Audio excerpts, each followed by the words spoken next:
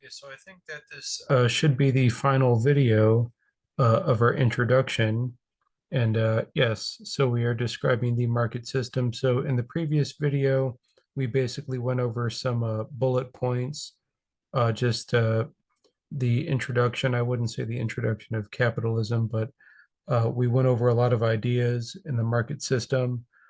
And this flow diagram right here, it is a flow diagram specifically for a market system, but the reason why I just say capitalism is because, of course, it has a very in-depth overlying or underlying ideas in there.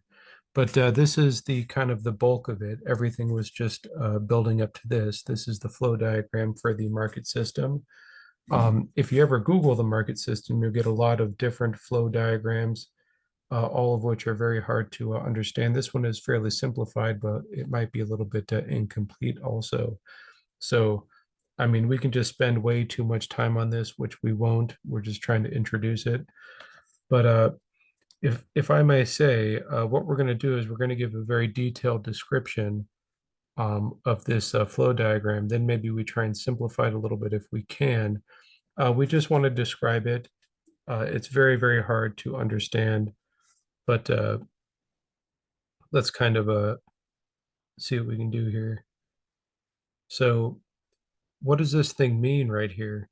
Individuals are endowed with human and non-human capital, which they supply to business in return for monetary income. The conversion of resources into money income is accomplished in resource markets, where a price is determined for each resource. In each resource market, a supply of that resource and a demand for that resource determine market price. The price and the amount supplied then determine a consumer's income and business expenses. Individuals are on the supply side of resource markets, where firms are on the demand side of resource markets. Business and resources purchased in resource markets to produce want satisfying commodities. For simplicity, we are ignoring intermediate products in this diagram, which they will supply to product markets. Individuals will use their income from resource supply to demand commodities in product markets. Their consumption expenditures will be converted into business revenues through supply and demand interactions in product markets. The issues of what techniques of production should be, I'm sorry, the issues of what techniques of production should be used and what products should be produced uh, will be determined by business profit maximization in reaction to consumer demand. The issue of how output should be distributed will be determined by income distribution and demand. The system of prices determined in markets and the answers, I'm sorry, in markets then answers the basic questions. Yeah, so I do admit very difficult for me to do that coherently. So if we kind of read a description, in-depth description as I did, it really doesn't make sense. But if we kind of pick that apart, we can replay it. So that's the system. That's the capitalist system. Uh, it's very, very wordy. And if we say it the technical way, that's kind of it right there. If I think about a lot of what I just said, I understood it, it would just take way longer than a 10 or 20-minute video. So we want to kind of skip this and just jump right into the class. But anyways, we're not describing everything I just said. We're only describing maybe 20% of what I just said. But if we kind of look at this, not in detail of the kind of great description of it, these over here, of course, are the individuals. What are the individuals? Yes, we, the people, are literally the individuals. Yeah. So we said in the previous video what a resource market is, in a way, just maybe considered more fundamental than the product market. The product market are the goods and services. The resource markets are the resources used to produce goods and services. Um, but in the beginning, we said the individuals, yeah, the individuals do run. Yeah, we do run. We go to work and the individuals do run the resource markets. We want to kind of understand some of this. So the resource markets do provide income too. Yes, it's very obvious the resource markets do provide income to the individuals. Yes. What else? It's just in no particular order. How exactly do we define all of these things here? Okay, good. So we have all these fancy words for things, but expenditures are nothing more than the money that we spend. So we keep going here. What did we say about the product market?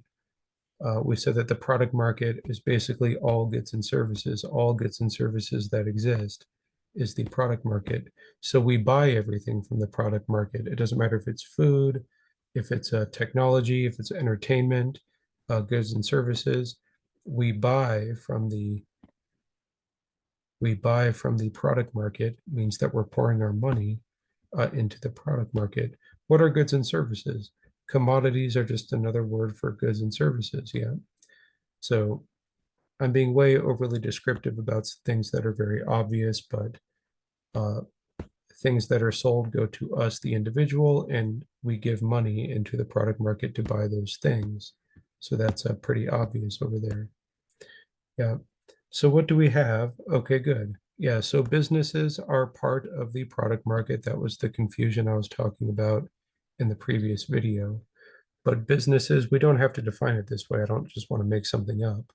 Businesses are part of the product market, or if we don't want to define it that way, that's fine. The other thing we say is businesses pour into the product market, but businesses produce the commodities, the goods and services. It's getting more and more obvious, right? Okay. And if businesses, uh, very, very easy. It's just how do we describe it? If businesses,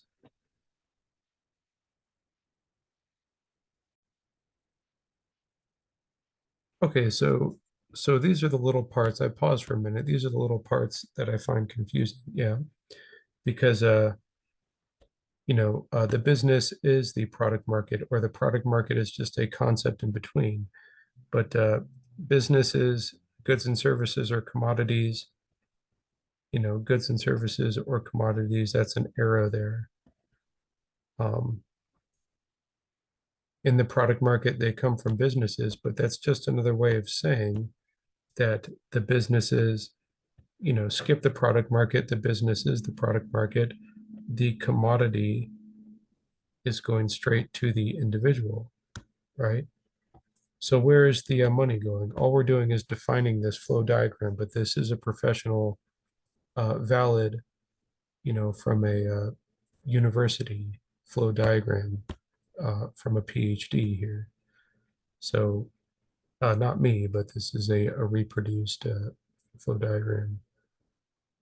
So if money is being poured in from the individual, if money is being poured in to the product markets, then that, we can skip that. And those revenues, what are these revenues? These revenues are just money coming from the product market, which as far as I'm concerned means coming from the individual. So the expenditures and the revenue on our diagram, we can't necessarily say they're the same thing, but I'm just saying they're the same thing. So what did I just say? I just said that the commodities are going through there and over the individual, and the money that we spend for goods and services are going through there and to the businesses. Yeah. Okay, so we just have this one part over here that we haven't discussed here. So we say that in just a minute. Yeah. Okay, yes. So the resource market, of course, the resource markets are the resources that business have to use to produce goods and services. So this is also very obvious, yeah.